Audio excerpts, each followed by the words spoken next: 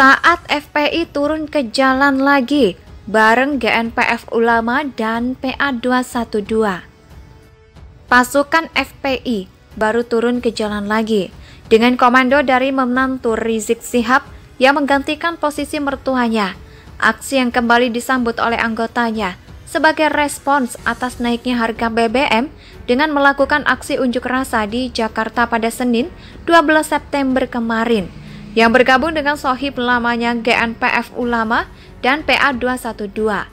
Aksi para anggota FPI ini tentu saja akan segera mengingatkan kita dengan aksi serupa dari kelompok ini. Sekian waktu lamanya yang sedikit mereda ketika Rizik selaku Imam Jumbo pada masa itu kabur ke Timur Tengah sebagai imbas ramainya kasus dugaan cat mesum yang melibatkan seorang wanita bernama Firza.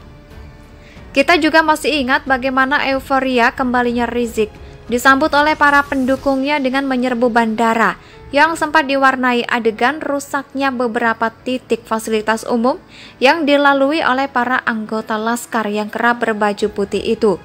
Masuknya Rizik ke penjara sebagai imbas pelanggaran hukum juga diwarnai dengan aksi yang kontroversial terkait tindak penyerangan anggota FPI kepada aparat penegak hukum di ruas jalan tol, sehingga mengakibatkan didornya anggota FPI sampai tak bernyawa karena dinilai melawan aparat kepolisian ketika akan diamankan untuk dimintai pertanggungjawaban.